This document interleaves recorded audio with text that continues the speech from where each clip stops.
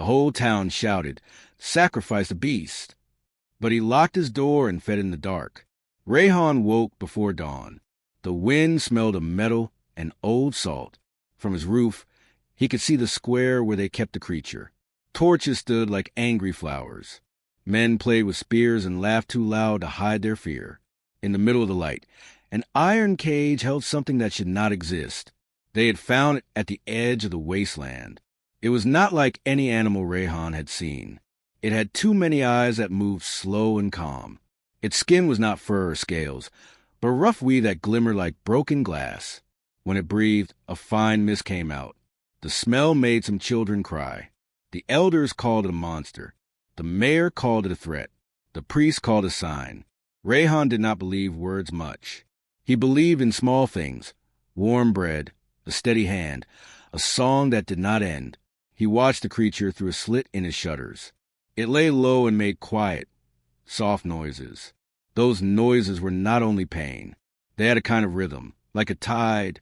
Rayhan felt his heart move with that tide. The town planned a fire festival to calm fear. They would make a circle of flames and throw the creature in. They would say the smoke would chase the bad luck away. Children practiced the words they were told to shout. Mothers sewed new flags for the mayor. The priest wrote the blessing that would be spoken while the creature burned. At night, when the guards slept in a low row and the torches were dots far below, Rayhan slipped out. He took scraps from his own larder: thin fish, boiled roots, bread too hard for anyone else to want. He carried a small tin bowl and a rag. He did not tell a soul. The gate of the square was not locked well.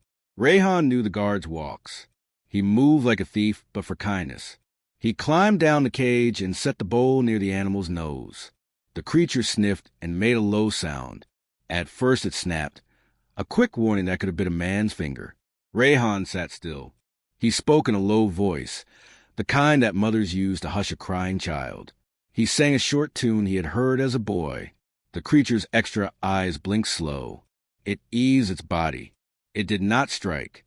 Rayhan reached a shaking hand between the iron bars. The animal's skin was warmer than he expected. He laid his palm on its head. The feeling was strange, a small hum, like a distant bell. The bell did not hurt. It was more like a memory waking. That first night, he named it Narrow in his head.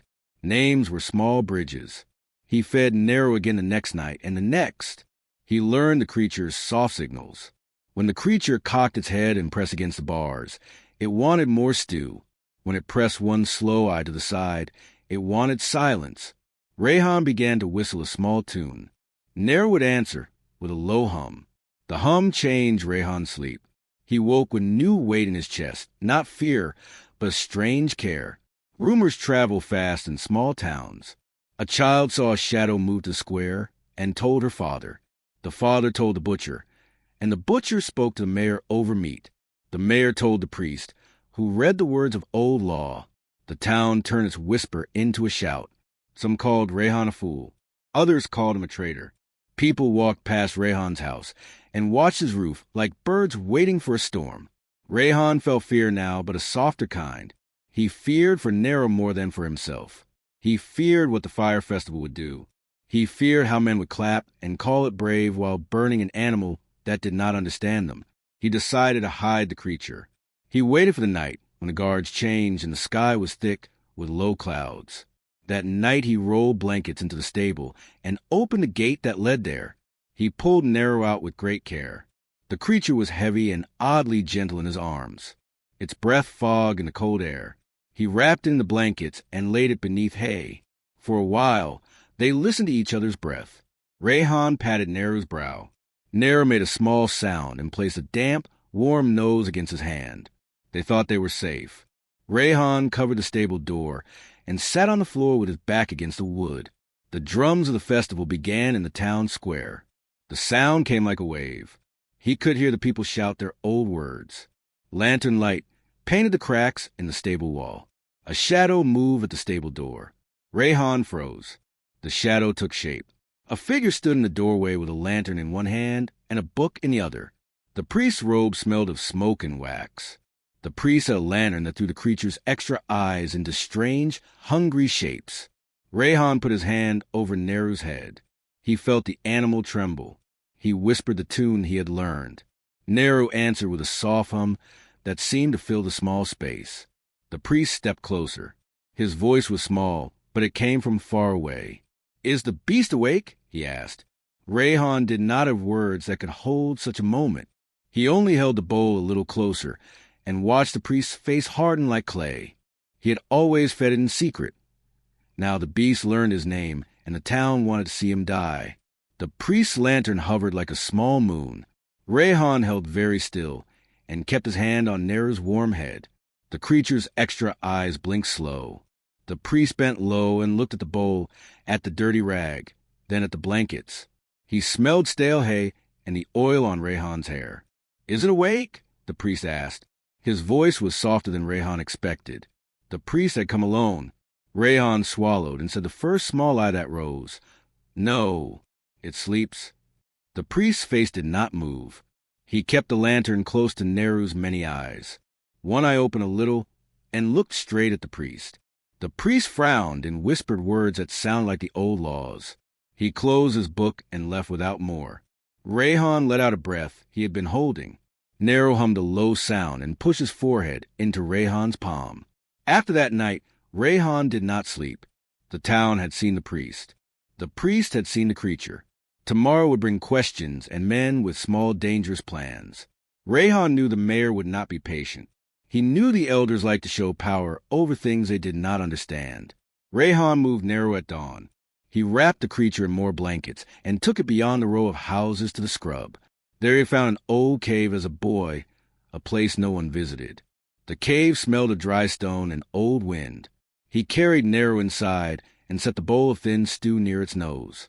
Neru sighed and the cave felt softer. Days passed in a careful rhythm. Rayhan walked to the town at dawn to work small jobs, and at dusk he returned. He whistled a simple tune, and Neru would answer with a low hum that made the cave walls glow a faint blue. Rayhan learned the meaning of the hums, like a child learns a friend's face. When Neru hummed slow and deep, it wanted to be left alone. When it hummed quick and bright, it wanted play. Rayhan taught Neru small things. He dropped a fallen bird into the cave and showed Neru how to chase it and let it go. Neru learned to lift one large paw and hold the bird gently until it stepped free. The first time Neru did this, Rayhan laughed and cried at once. He had a hard life and few soft moments. Neru gave him many. But secrets live on thin thread. One afternoon, a boy named Amir walked off the path to catch a frog. He found footprints at the cave mouth and smelled the warm stew. He hid behind a bush and watched when Rayhan fed and sang. The boy ran home with wide eyes and a mouth full of words. In small towns, mouths are storm clouds. Rumors spread. The butcher said a beast was in the hills. The mayor's men walked the scrub, their boots leaving angry tracks. The mayor called a meeting, and the elders walked in with old faces and new fear. They tied the rumor to law and shouted for a public showing. "If the beast is dangerous, we must be sure," the mayor said. "If it is a miracle, we may use it." Both words sounded like thunder. Rayhan wanted to hide Neru farther away, to the river or the ruined watchtower. But he also feared soldiers from the city, men who trade in cages and collars. He could not carry Neru that far. He thought of the cave and the boy who had seen. He thought of the town's children playing under the same sky as Neru. He had to make a choice he did not want. On the morning the hunters came, Rayhan and Neru were near the scrub's low trees. Rayhan had taught Neru to move calmly, to breathe when men were near. He thought he could keep Neru quiet. The hunters were rough men with nets and wine on their breath. They stepped the path at a fast pace, and their voices cracked like dry wood. Rayhan froze. Neru pressed its side to his leg. A shout broke the quiet. A hunting party had turned its eyes toward the cave, and one man had seen a shadow move. The hunters set a net with a loud rustle. They meant to trap small game, but the net fell like a blanket over Neru's back. Rayhan sprang forward. He pushed between the hunters and the beast. "Stop," he cried. "Don't harm it." The hunters laughed, and one of them reached for his rifle. Rayhan spread his arms like a thin boy with a wide, brave heart. He did not have a blade. He had only his voice and the old tune he hummed to Neru. He put his palm against Neru's flank. The animal's skin thrummed beneath his hand. Then Neru sang. The sound came from its throat, and it was not like any animal in Rayhan's world. It was low and deep, a ringing that moved the air like wind across a bowl. The hunters staggered as if a great bell struck them. One man dropped his rifle and clutched his head. The dogs that had lunged fell silent and lay down. The sun seemed to slow. No one breathed for a long moment. When the ringing stopped, the hunters looked at each other with a new, small fear. The mayor's messenger had been watching from a tree line and ran back to town with wide eyes. The mayor did not wait for the council this time. He marched with soldiers and ropes to bring Neru into the square and reveal it to the people. Rayhan stood in the middle of the scrub, his hands empty and his heart heavy. He had not meant to reveal Neru's strange song. He had only wanted the animal to learn trust. Now the town would see Neru and Judge with their loud mouths. Rayhan felt a cold that was sharp in the wind. He looked at Neru, who tilted one many-eyed head and touched his palm with a damp nose. Neru hummed a soft, private note that only Rayhan understood. Rayhan whispered one small promise. "I will not let them hurt you." Then he followed the sound of the town's drums, ready to face men who would ask for proof, not mercy. They raised their torches to prove the beast's guilt, and the beast answered with sound that made men wobble and metal sing. The square filled before dawn.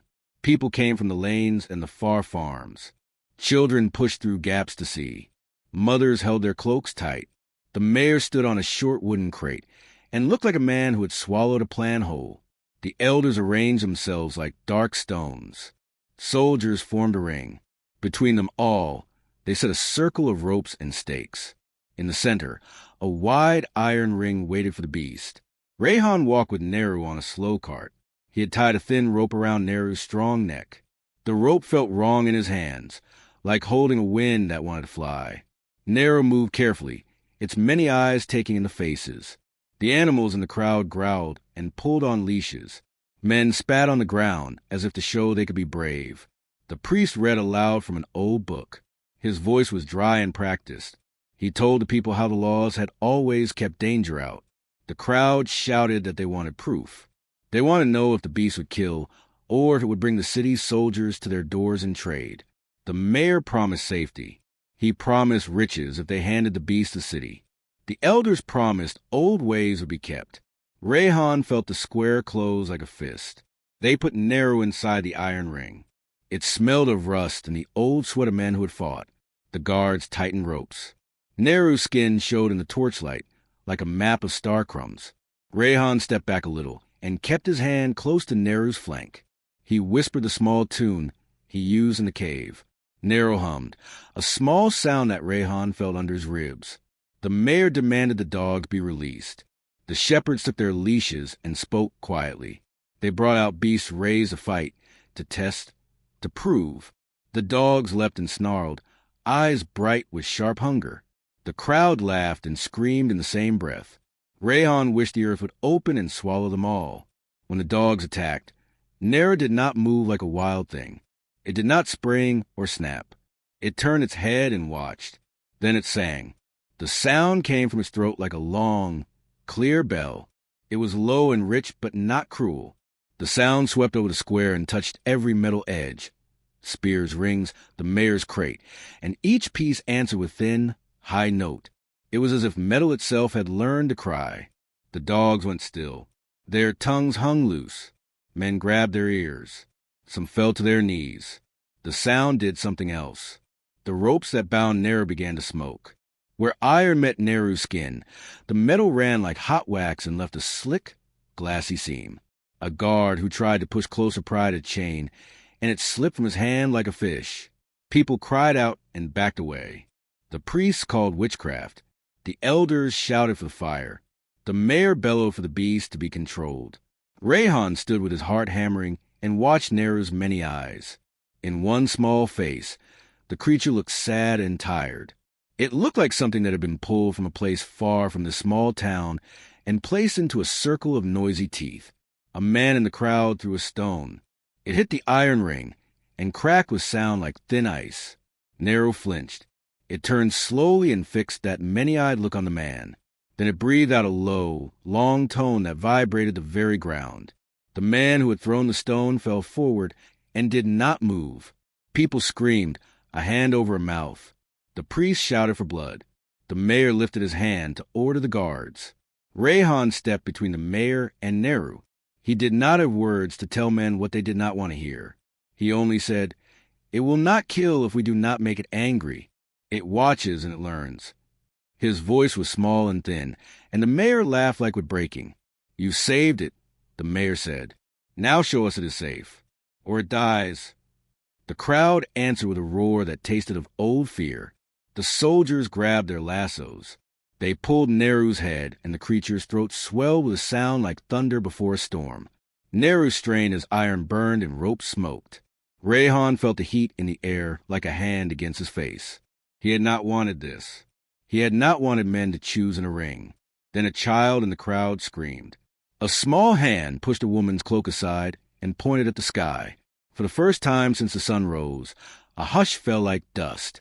Above the town, a small dark shape moved across the pale blue. It was not a bird. It was small, thin, and it held steady in the sky like a shadow that had learned to float. The mayor looked up and cursed softly. The elders muttered. Soldiers shifted their weight. No one in the square knew what the shape meant. It could be a sign of the city's arrival. It could be another beast. It could be nothing at all. But men are quick to speak when their hands are empty. The mayor used the silence to shout. "Now," he ordered. "Finish this. Tie it, bind it, and bring it to the city." A guard raised a long rifle that had been too heavy for Rayhan to imagine. Rayhan felt the iron tremble under his fingers. Nehru's many eyes fixed on the barrel. For one thin second, everything stopped. The wind, the hum in Rayhan's chest, the distant shape in the sky. All that was left was a slow rise and fall of a breath. Nehru opened its mouth. It opened very wide. The air that came out was not only a sound. It carried a blue glow like someone pushing back the night. People stepped back. The guard held the rifle steady, but his hands shook. The mayor's face went pale. Rayhan had no time to think. He only knew he had to move. He reached for Nehru and shouted the old tune with his whole small chest. Cliffhanger.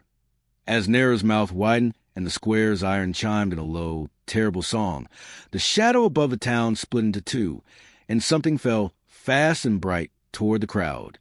The beast could have torn a man apart, but it stood quiet and left a single strange gift at Rayhan's feet.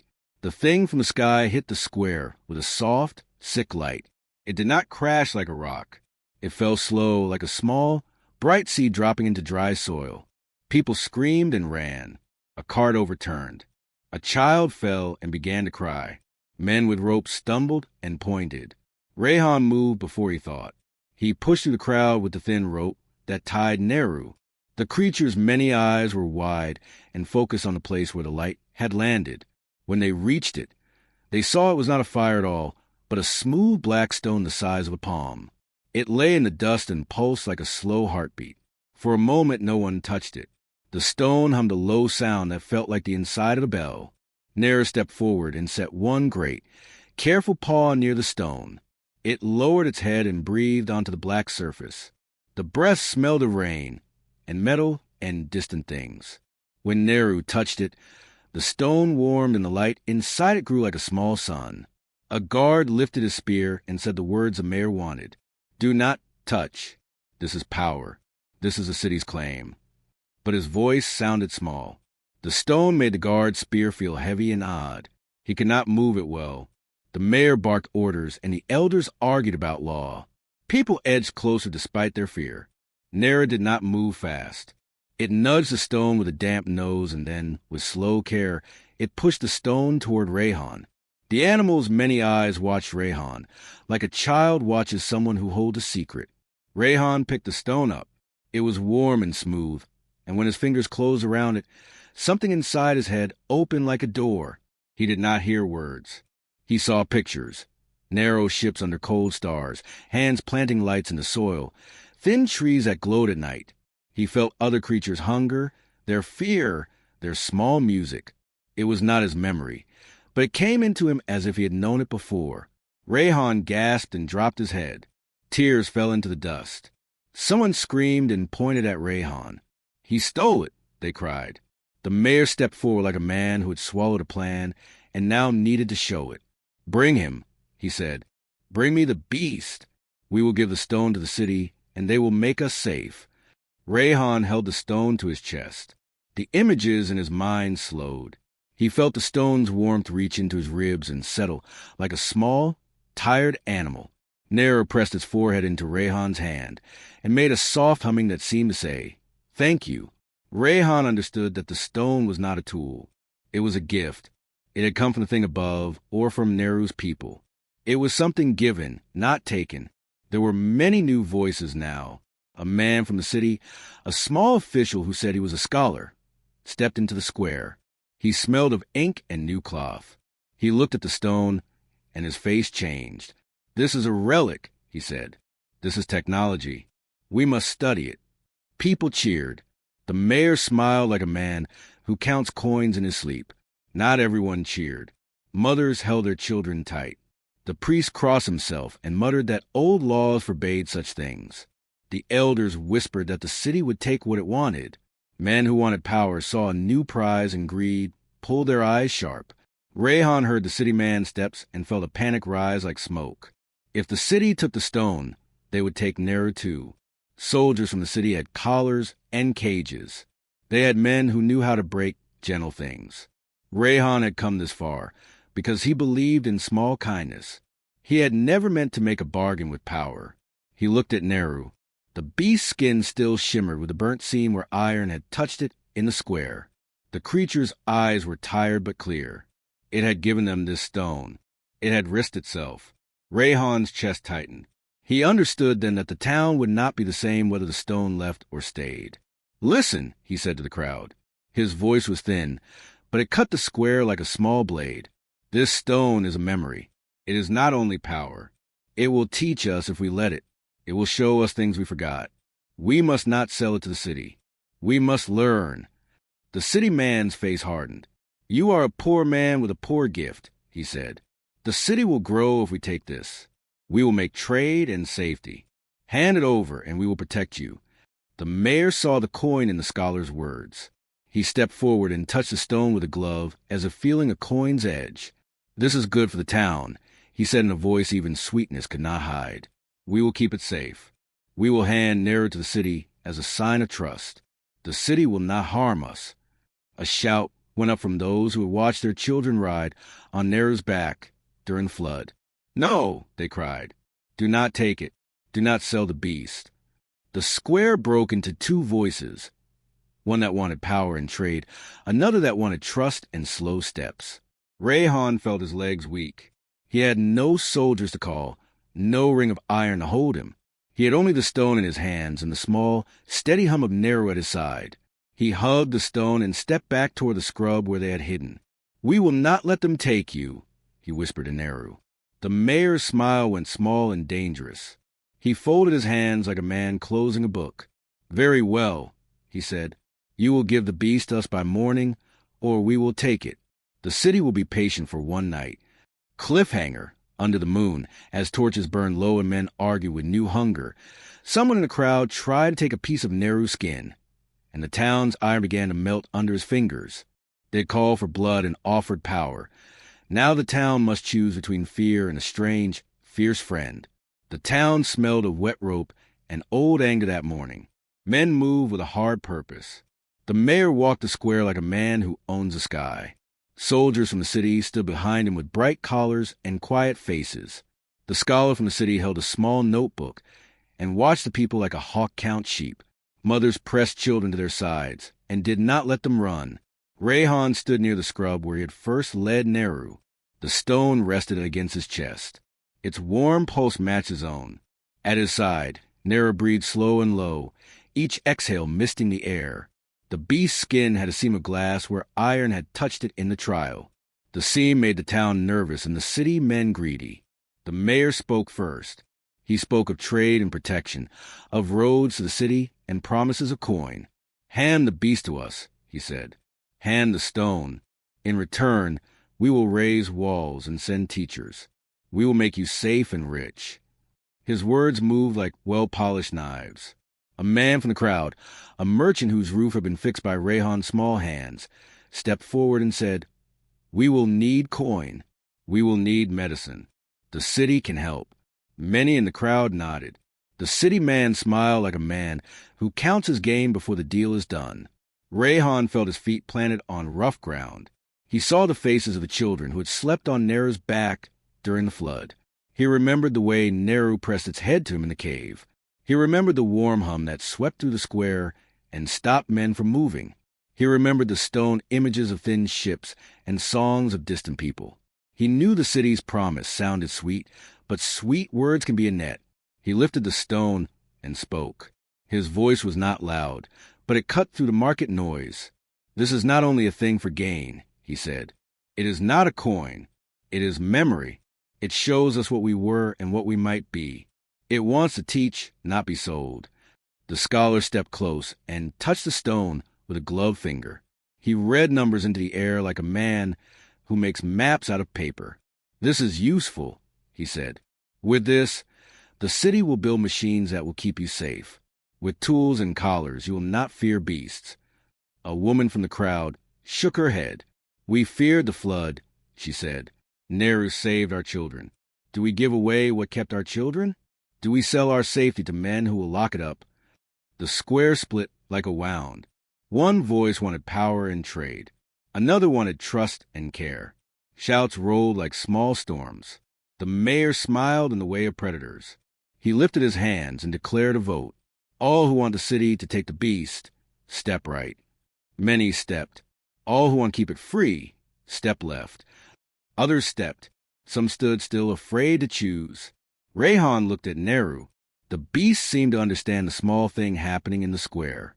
Its many eyes watched each face.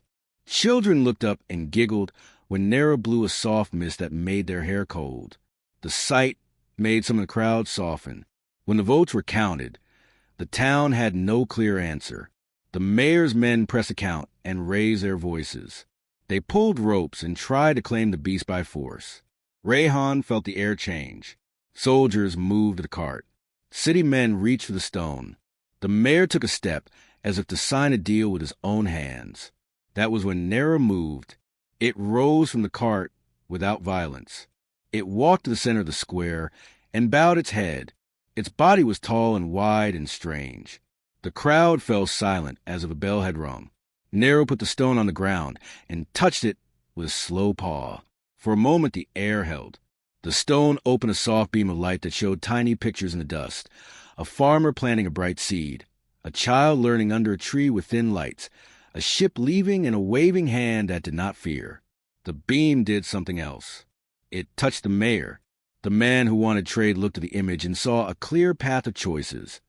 The city's promise, but also a life where people learned instead of selling. He shivered and tightened his hands.